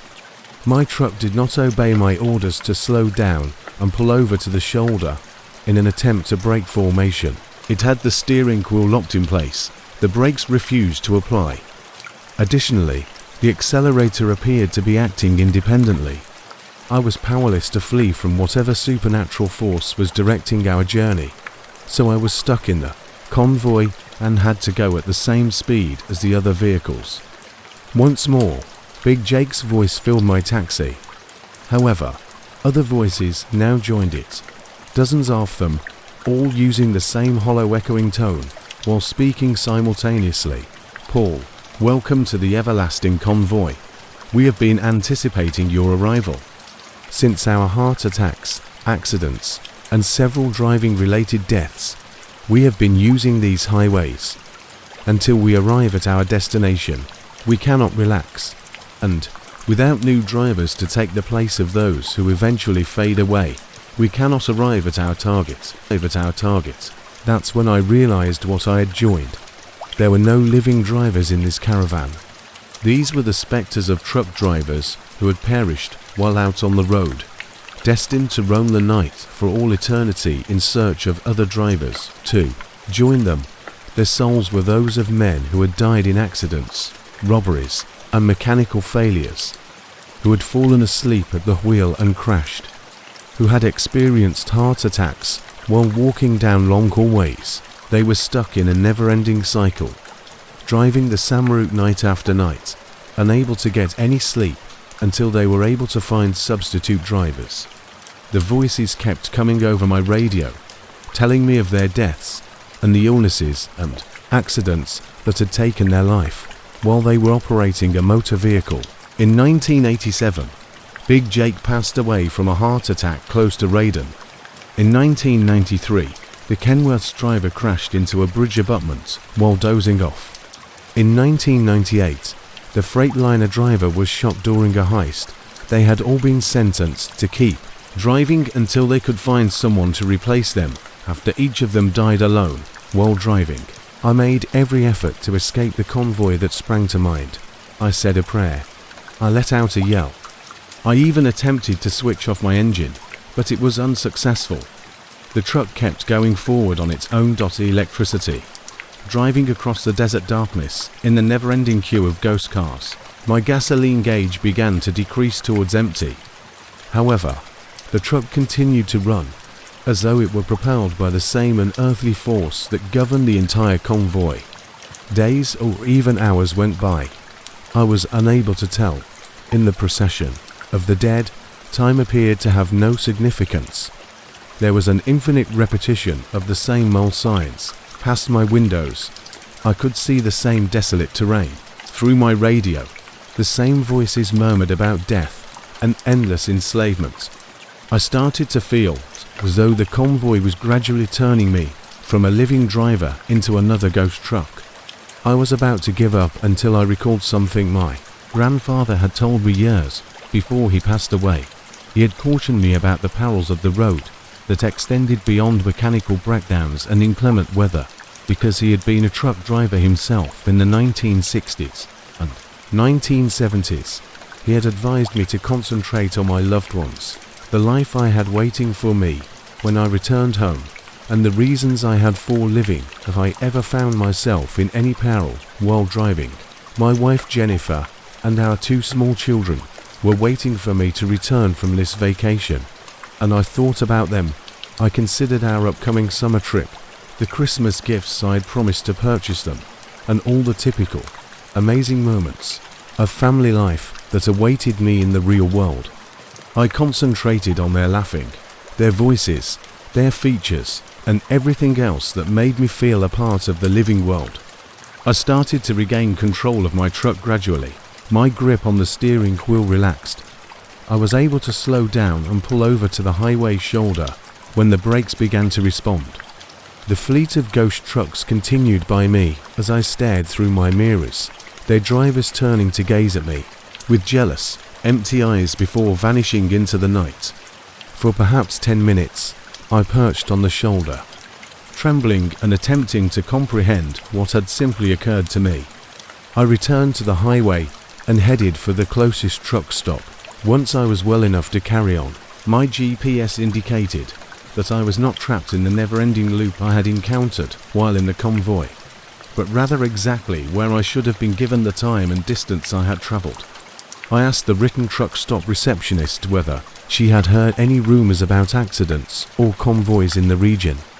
She informed me that over the years, a number of truckers had reported seeing ghost trucks moving in formation across the desert on Highway 287, which was known locally as the Phantom Highway. She claimed that although the majority of people wrote the stories off as hallucinations brought on by loneliness and exhaustion, she had heard enough similar experiences to think that there was something supernatural going on along that particular stretch of road. My trip to Denver ended without any more problems. However, I will always remember my encounter with the convoy of the dead. I never travel at night, but I do occasionally drive Highway 287 when my routes demand it, and I never answer radio calls about convoys gathering nearby, because I know that Big Jake and his everlasting convoy are still traveling in the dark, still looking for drivers to join them, still stuck in their never-ending trek through the night of the desert. There is a true brotherhood of the road. However, not every brotherhood is intended for living people. Some convoys contain drivers who are already dead and can never make it to their destination, traveling roadways that transcend time and space. Fortunately, I managed to get away from the dead convoy. However, I am aware that other drivers haven't had the same luck. Each time I hear a call on the CB radio regarding joining a convoy, Big Jake's admonition comes to mind every time I see a queue of trucks moving in the dark without lights. You travel with us permanently after you join the Brotherhood. Despite careful maintenance and defensive driving, there are many hazards on the road that cannot be avoided. Certain risks are paranormal, and the only defense against them is the bond with love and life that keeps us grounded in the living world. I had to learn that the hard way. I hope I never have to learn it again, as I did during my night with the convoy of the dead, more times than I can remember. Rex's vehicle repair on Highway 50 saved my bacon. Every driver was treated like family by Rex. That's why finding his workshop in the basement was so much worse. For 12 years, I, Tommy Garrett, have been transporting goods between Kansas City and Denver. Rex Morrison, who operated a little truck repair shop in the middle of nowhere between Dodge City and Garden City, Kansas, was the only mechanic I trusted in all that time. He didn't have a luxurious apartment, only a little office and a few service bays. However, anything with wheels and an engine could be fixed by Rex. Rex was the type of mechanic that every truck driver hopes to come across: trustworthy, knowledgeable, and ready for urgent repairs around the clock. He always got you back on the road as soon as possible, charged reasonable pricing, and never tried to sell you parts you didn't need. Throughout the years, he had been out of more tight spots than I can remember. You name it: blown tires, gearbox troubles, electrical malfunctions, engine problems, etc. And I had it fixed by Rex. For drivers who traveled that desolate section of the Kansas highway, he was like a protecting angel. Because of this, I never questioned Rex's business practices or the reason his shop, although being in a remote area, was usually so busy. I never questioned why. Before ever looking under the hood, he seemed to know exactly what was wrong with trucks, or what made him urge that drivers stay overnight in his customer lounge rather than going on to the closest truck stop. I almost lost everything because I had total faith in Rex. I was transporting farm equipment from Kansas City to Colorado Springs on a chilly February night when the event that exposed Rex's true character occurred. I was feeling proud of myself for completing an early delivery and was ahead of schedule when my truck began to make a grinding noise I had never heard before. Every mile made it worse, and it was emanating from someplace in the drivetrain. I was aware that I might be facing a serious breakdown in the middle of nowhere if I did not have it checked out right now. I limped the truck to Rex's shop, which was still 40 miles away, instead of taking the chance of phoning an unknown person for roadside assistance. Around 10:30 that evening, I pulled into his lot, and before I could even turn off my engine, Rex came out to welcome me, even though he was sporting his typical boiler suit and a warm smile. There was something off about his face that evening. It was more calculated and intense than I had ever witnessed. Even though he was already circling my truck as if he were doing an inspection, he inquired, "What brings you by, Tommy?" "Got some kind of grinding noise in the drivetrain," I replied. Rex nodded thoughtfully and slipped behind my truck with a torch, saying, "Started about an hour ago, and it is getting worse." 2 minutes or so later, he came out, shaking his head and wearing a furrowed brow. "Houston, you have a serious disparity issue. The ring and pinion gears are destroyed, and the drive shaft coupling is totally shot. You're fortunate to have survived this ordeal without losing your entire rear end." It didn't sound cheap, and it didn't sound good. "How long will it take to fix?" "Witcher will have to supply parts, and I probably won't be able to obtain them until Monday morning because of the upcoming weekend. After I have everything I need, I estimate that it will take me 6 to 8 hours of work. You should allow at least 3 or 4 days.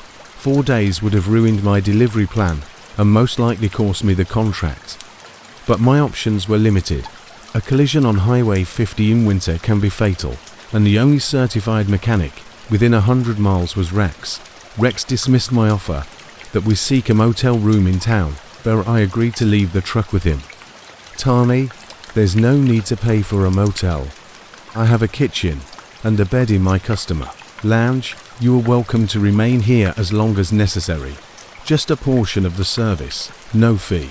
Rex's customer lounge was actually pretty pleasant, better than most truck stop driver lounges, with a real bed instead of simply a cot, a small refrigerator, and a television with good reception. I had been there previously during repairs. Another reason that everyone praised Rex's company was that he had always been generous in allowing drivers to use the facilities while he undertook lengthy repairs. I anticipated a dull but comfortable few days of waiting for parts, so I took my personal items into the lounge and settled in. I wouldn't be entirely alone, because Rex lived in a tiny flat above his business, but the place was so isolated that my only options were to read, watch TV, and wait for my truck to be ready. After explaining the situation to my dispatcher over the phone, I made every effort to minimize the inconvenience of the delay. It was a trouble-free first night. Rex took me to a local diner for dinner. We discussed the weather and vehicles, and I went around 11 o'clock. I went to bed, thankful that my rig was being maintained by such a trustworthy mechanic. I slept better than I had in weeks, and the customer lounge was cozy and peaceful. However, on the second night, I began to hear odd sounds coming from underneath the store. Rex frequently worked on trucks late into the night. Thus it was not unusual for the sound to be that of machinery operating. However, these noises were distinct from the typical sounds made by hydraulic lifts and air tools. They were mechanical and rhythmic, resembling some sort of manufacturing machinery that had no place in a truck repair business. When I woke up at around 2 in the morning to use the loo, I saw light coming from a basement entry that I had never seen previously. It was partially obscured by a pile of view tires behind Rex's office. I could see stairs heading down into what seemed like a well-lit underground workspace, and the door was slightly ajar. The mechanic Ollie could hear what sounded like voices conversing, and the noises were considerably louder close to the door. My initial assumption was that Rex had called in another mechanic to assist him because he was working on a particularly challenging repair. However, upon closer inspection, I discovered that the voices were not talking about auto repair. They were discussing transport routes, scheduling, and what they kept calling harvesting operations. The tone was professional and businesslike. However, the topic was nonsensical in a truck maintenance shop setting. Curiosity overcame me, and I should have returned to the lounge and kept to myself. In order to see what Rex was doing downstairs at 2 o'clock in the morning, I slipped as stealthily as possible down the basement steps, remaining hidden in the darkness. Everything I believed to be true about the man who had been repairing my vehicles for more than 10 years was altered by what I learnt.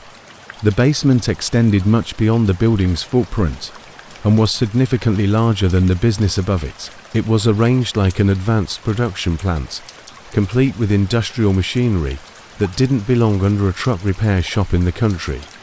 There were welding stations, metal cutting equipment, hydraulic presses, and what seemed like a small metal melting foundry. What Rex was producing, however, was the most unsettling aspect. Numerous metal plates, each with the registration details and identifying numbers of several lorries, were arranged along one wall. These weren't authentic license plates or replacement pieces. These were fakes intended to alter the identity of automobiles for illicit activities. Rex did more than fix trucks. He was changing them, giving cars that were most likely stolen or being used illegally new names. However, that wasn't the worst thing I saw in that workshop in the basement. I recognized the vehicle that Rex and 2 other men were repairing. In the middle of the room, it was owned by Carl Madison, a driver who had 3 weeks prior. It had stopped at Rex's shop due to gearbox issues. Carl's rig was still here, being disassembled and rebuilt with fake license plates, although he was meant to have picked up his repaired truck and gone on to his destination. As I took a closer look around the basement, I saw that the workplace was littered with parts and components from dozens of various trucks. Cargo trailers, engines, and transmissions all have the logos of reputable trucking businesses on them, but clearly taken from cars that had been hijacked or stolen. Rex was not operating a genuine repair business. He was running a chop shop and vehicle theft business, luring unwary drivers into his trap by posing as an honest technician. At that moment, I became aware of the most horrific detail. Personal items were hidden in the darkness in a corner of the basement. That was obviously not Rex's or his friend's property. Cell phones, wallets, driver's licenses, and other objects that appeared to have been stolen from truck drivers. Each of the at least 20 sets of personal belongings I counted represented a driver who had sought assistance from Rex and had never left. I discovered that Rex had been deliberately going after lone long-haul trucks on remote roads. He would use sabotage to cripple their trucks, make them come to him for assistance, and then make them vanish while robbing them of their rigs and goods. Drivers that were stranded were not given access to the client lounge. The victims were detained in a holding cell while Rex made a decision about how to handle them. With my heart thumping so loudly that I was certain Rex would hear it, I backed up the stairs as discreetly as possible. I had to go right away, but my truck was disabled, and there was no connection on my cell phone in this remote area. I was stuck with a man who had been killing truck drivers for years, alone and defenseless in the middle of nowhere, just like all of Rex's past victims. After returning to the client lounge undetected, I attempted to devise a plan of escape. It was too far to go across open fields in the dark to the closest town, which was 8 miles distant. If I attempted to go on foot, Rex would notice right away because his shop was the only structure 4 miles in either direction. I had to figure out how to either disable Rex's operation before he knew I had figured out his secret. I found a large torch that might be used as a club if needed after searching the customer lounge for anything I could use as a weapon. In addition, I discovered a set of wire cutters that Rex had left behind from earlier repairs, which I could use to damage his machinery, but I knew it would be suicide to go straight up to Rex. He would not think twice about including me in his collection of drivers he has slain. At least 20 of them. My only option was to disrupt his operation and get away while he was coping with the fallout. By 4 o'clock in the morning, when Rex and his friends had finally fallen asleep, I sneaked back down to the basement. I disabled all the electrical equipment I could discover with the wire cutters, working as silently as possible. I destroyed as much of the forging equipment as I could without creating noise, cut power lines, and damaged control panels. Then I discovered something that truly opened my eyes to the scope of Rex's illegal enterprise. Records of several truck thefts dating back more than 15 years were concealed in a lockable filing cabinet that I was able to pry open. Rex was well versed in delivery routes, cargo manifests, and driver timetables. He was more than just an opportunistic crook who preyed on unidentified people. He was a member of a well-organized network that coordinated thefts across several states and tracked important cargoes. The documents revealed that Rex received information about high V-value targets from partners in transport firms, truck stops, and even police enforcement. Before stealing the rigs and selling the cargo through a network of dishonest dealers, they would select drivers transporting pricey cargo and sabotage their trucks to cause breakdowns close to Rex's business. It was an intricate criminal organization that had been going unnoticed for many years. Even though I still didn't have a signal to send the photos, I took as many pictures of documents as I could with my phone. Then, in the hopes that someone would ultimately learn the truth even if I didn't live to report it myself, I placed evidence of Rex's misdeeds in locations where investigators would undoubtedly find it. I left the filing cabinet open with incriminating documents on display, strewn driver's licenses all around the basement, and placed some of the fake license plates in conspicuous places. I had done everything I could to reveal Rex's scheme by morning, but I still had to get out before he found out. Around 7 in the morning, Rex came to check on me, so I walked back to the customer lounge and acted like I was asleep. He offered to bring me breakfast from town and inquired about my sleep, seeming normal and polite. I gladly agreed, figuring I'd have time to get out while he was out of town. I had underestimated Rex's suspicions, though. When he went down to check his basement workshop instead of leaving right away, he found the sabotage within minutes. My time was up when I heard him yelling at his colleagues. In an attempt to surprise Rex when he approached me, I snatched up the bulky torch and took up position behind the customer lounge door. Unaware that I was waiting for him, Rex raced through the door with a revolver. He instantly went down as I struck him in the head as hard as I could with the torch. After snatching his keys and revolver, I hurried to the shop to see if any of the trucks were operational. Although I had not yet disabled my own rig, there was Amrex had been driving an earlier Peterbilt as his own car. I drove out of there as quickly as the ancient truck would carry me after the keys fit and the engine started.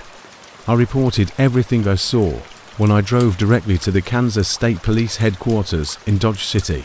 The officers who took my statement were first dubious, but after seeing the pictures I had taken and the tangible proof I had provided, they decided to look into it right away. That afternoon, a SWAT team raided Rex's shop and discovered precisely what I had promised. Following their arrest, Rex Morrison and his two co-workers were accused of numerous murders, truck thefts, and organized crime offenses.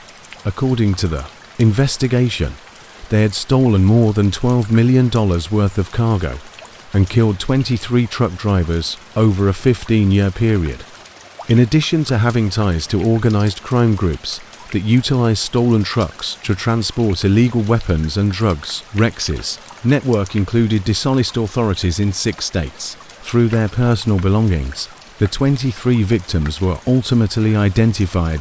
Discovered in Rex's basement, and their relatives were at last given information about loved ones who had just disappeared while performing their regular duties, although the majority of the goods had already been sold through Rex's criminal network.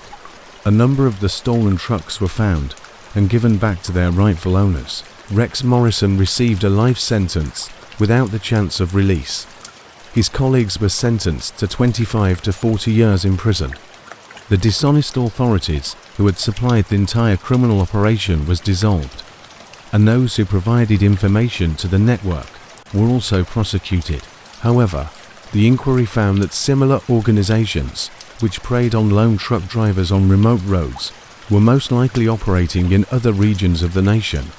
I gave a detailed account of Rex's tactics and the extent of his illegal operations. During my testimony at his trial, according to the prosecutor, my testimony was essential to getting all of the criminals convicted and to uncovering the larger network of truck theft operations. However, the fact that I had contributed to Rex's prosecution did not make the recollection of discovery that I had trusted a man who had been killing my fellow drivers for more than 10 years, or those 23 sets of personal belongings in his basement.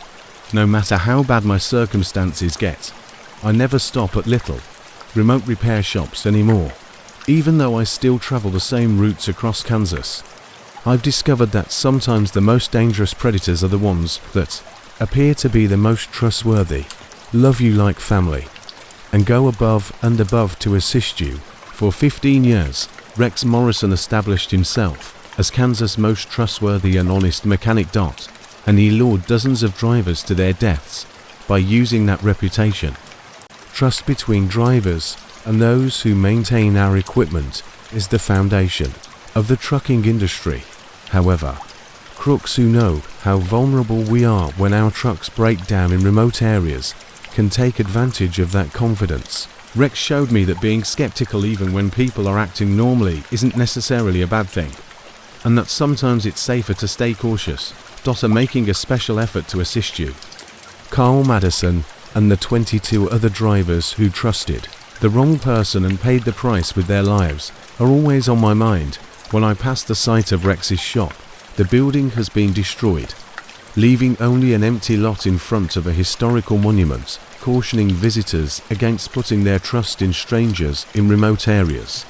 However, I recall what lay beneath that seemingly innocent-looking truck repair shop, and I keep in mind that evil can appear as generosity and goodwill. There are many people on the road who wish to assist truck drivers. However, not all of them are well-meaning. Some of them are predators who prey on our vulnerability and loneliness, taking advantage of our need for help to entice us into precarious circumstances. One of the most successful serial murders of truck drivers was Rex Morrison. In the history of America. And since he realized that, he was successful for 15 years. The biggest strength and weakness of a trucker is trust. At weight stations, every truck driver is familiar with the procedure. Be courteous, prepare your documentation, and leave quickly. The regulations at the weight station outside of Bakersfield were different. I almost lost everything because of rules. Steve Martinez is my name, and I have 19 years of professional driving experience. I have conducted inspections and passed through hundreds of weight stations throughout the period without experiencing any major incidents. I maintain my equipment, my cargo securely fastened, and my logs up to date. I abide by the rules because I am aware that a single serious infraction might put a truck driver's career on hold. I'm still troubled by what happened at the Bakersfield weight station 8 months later. Because of this, neither an overzealous officer seeking to issue fines nor a normal inspection were involved. It was something far more serious. I learnt from this that corruption can occur anywhere, even in locations where law and order is expected. Legitimate law enforcement officials did not run the weight station that almost took my life. It was operated by crooks who preyed on truck drivers who were forced to comply with their demands by using the authority of their badges. I was transporting gadgets from Los Angeles to Phoenix on a Tuesday morning in March when the event started. It was just another run. I'd carried computer parts on numerous occasions for a technology company with contracts across the Southwest. The load was accurately recorded. I had plenty of time to deliver, and the weight was within the allowed range. I was enjoying the vacation and eager to return to Tucson to be with my family. I arrived at the Bakersfield weight station on Interstate 5 at around 10:30 a.m., approximately 60 miles north of Los Angeles. All commercial trucks had to halt for inspection, according to the electronic signs, which was standard procedure during rush hour, expecting a standard weigh-in that would take no more than 10 minutes. I pulled into the designated lane and followed the traffic flow towards the scales. However, I became aware that this wait station was unique as I got closer to the scale platform. The officers with patches and markings that were a little different from what I was used to seeing at official DOT facilities. The outfits of the traffic controllers did not appear to be completely correct, with faded paints and equipment that seemed antiquated. The building itself appeared older and more dilapidated than most wait stations. I waited for the weight readout after pulling on the scales. However, rather than the customary swift procedure, an officer came up to my window and requested that I turn off my engine, wearing a uniform that said Department of Transportation, but with small variances that made me uneasy. He was a heavy-set man in his 50s with sunglasses and a mustache. Although his badge appeared genuine, he exuded an angry, rather than professional, manner. Without saying hello or providing an explanation, he demanded the license, registration and logbook. I turned in my paperwork, which was up to date and well maintained. Flipping through documents and taking notes on a clipboard, the officer looked at them for far longer than was required. 5 minutes or so later, he instructed me to pull forward to the inspection bay after returning the documents. "What is the problem, officer?" I asked nicely. "Is there something wrong with my weight or documentation?" "Routine inspection," was his gruff response. "Drive ahead and turn off your engine. Wait for instructions before getting out of your car." I parked in the inspection area, which was a covered bay away from the main traffic flow, as he instructed. In what seemed to be a routine inspection, the officer circled my truck with a torch, checking the tires, lights and cargo securement. But this inspection took more than an hour, as opposed to the customary 15 minutes, during which the officer took pictures of my load and paid close attention to my cargo area. After a while, the police came back to my taxi and requested that I get out. He ushered me into the poorly lighted, seemingly understaffed wait station building. Only two further individuals were in view, both donning Thiebath wore dubious uniforms and prioritized paperwork over traffic flow monitoring. The entire establishment seemed strange, as if it were run by unlicensed police enforcement personnel. As we entered a small office, the officer declared, "During your inspection, we have discovered several violations, inconsistencies in your logbook, equipment infractions, and improper load securement. Your car may be taken out of service for certain infractions, which also carry hefty fines." I was surprised. After checking my load securement that morning, I was certain it complied with all federal regulations. Just 2 weeks prior, my equipment had passed a thorough inspection and was in good working order. I knew of no infractions, and my logbook was up to date and correct. The officer was evasive when I sought to see the particular offences. "The total fines total $8,000, he added. "You have the option to pay right then and leave, or we can seize your automobile and its contents while the legal system handles the infractions." It usually takes 60 to 90 days to complete that process. For ordinary offences, $8,000 was a huge sum, much more than I had ever heard of for the kinds of offences he was talking about. However, losing my truck and goods for 3 months would ruin my business and most likely result in the loss of my home.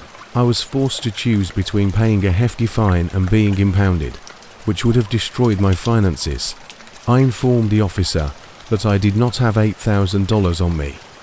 "Can I create a payment plan or arrange payment through my employer?" The officer's smile was not one of friendliness. "For prompt settlement, we only take cash payments, but we do have agreements with nearby companies that can give drivers in your area short-term loans, circumstance, of course, for a fair price." I became aware of what was going on at that point. This was not an authorized wait station.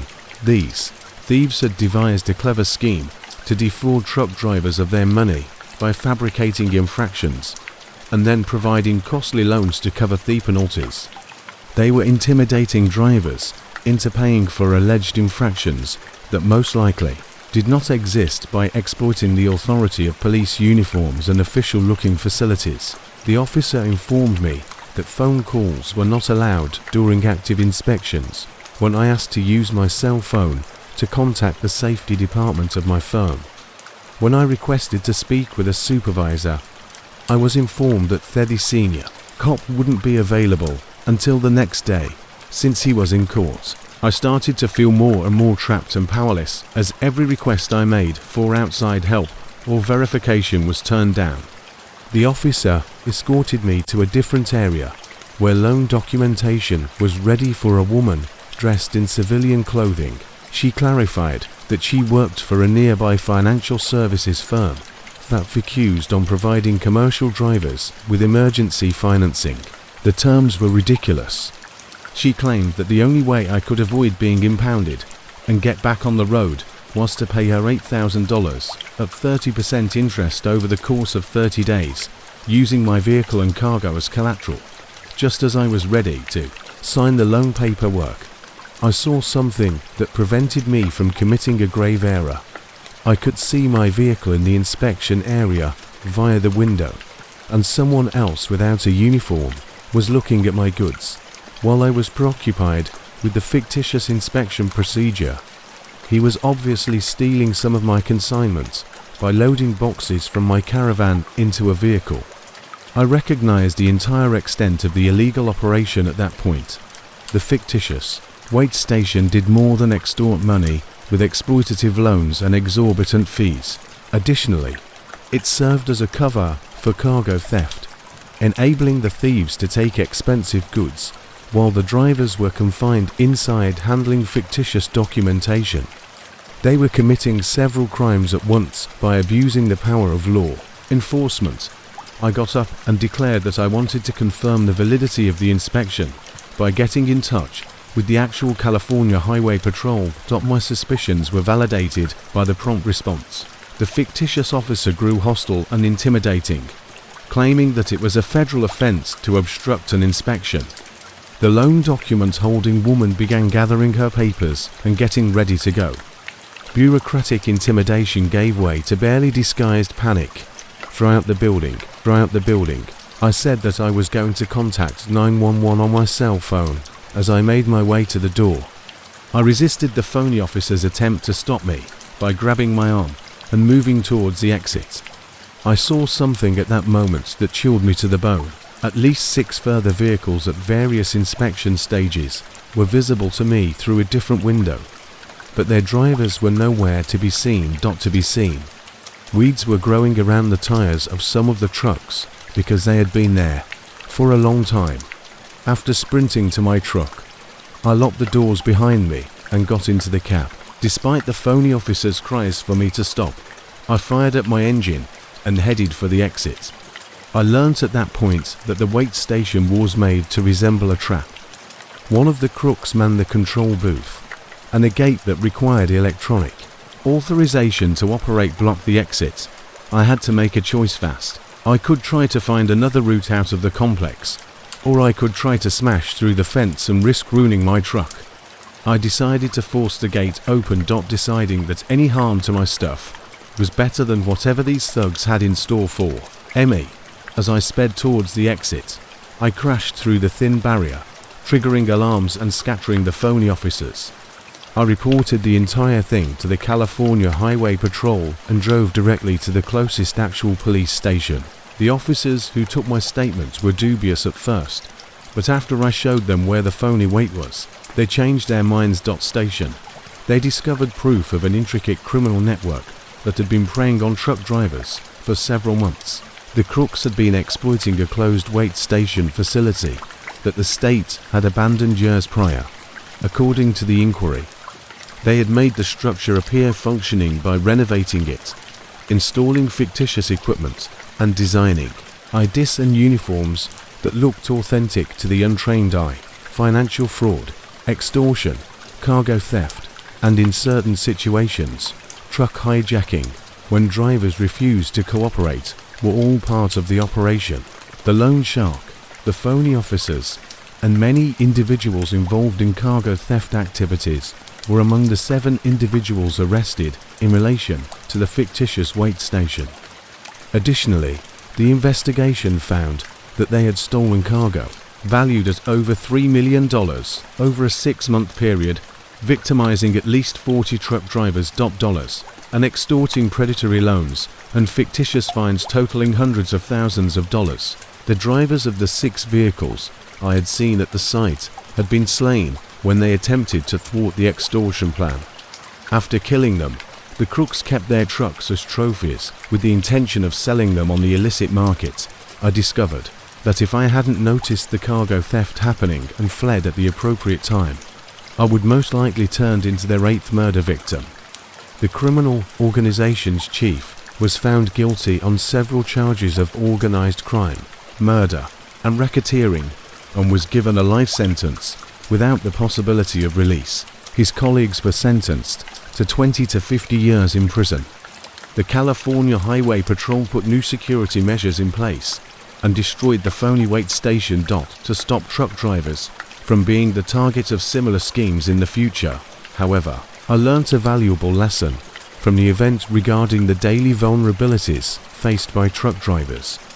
We are obvious targets for crooks who might pose as law enforcement because we are legally compelled to stop at wait stations and submit to inspections. The majority of drivers would never doubt the legitimacy of someone operating out of a facility with an official appearance and wearing a uniform, especially if they are threatening to fine you or have you impounded. I now have a list of the addresses and phone numbers of reputable wait stations with me.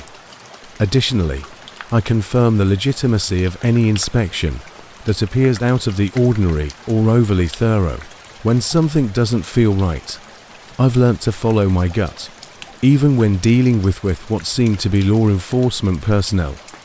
Above all, if I suspect that I am interacting with criminals instead of law enforcement, I never hesitate to call actual police. I learnt from the wait station nightmare that illegal activity and corruption may occur anywhere, even in areas where law and order is supposed to be present.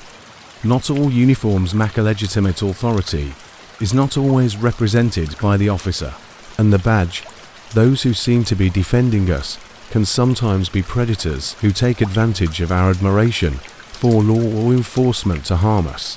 These days, whenever I go near a wait station, I think of the phony police officers in Bakersfield who almost killed me. I recall the 6 killed drivers whose vehicles were displayed in the prison-like awards, and I recall that being watchful and skeptical are not indications of disdain for law enforcement, but rather essential survival skills in a field where criminals frequently pose as the same individuals who are meant to keep us safe. Although there are many persons with badges and uniforms on the road, not all of them have merited the position of power they purport to hold. I learnt from the wait station outside of Bakersfield that those who appear most authentic are frequently the most dangerous offenders, and that occasionally the only way to survive means to challenge authority when your gut tells you something is off.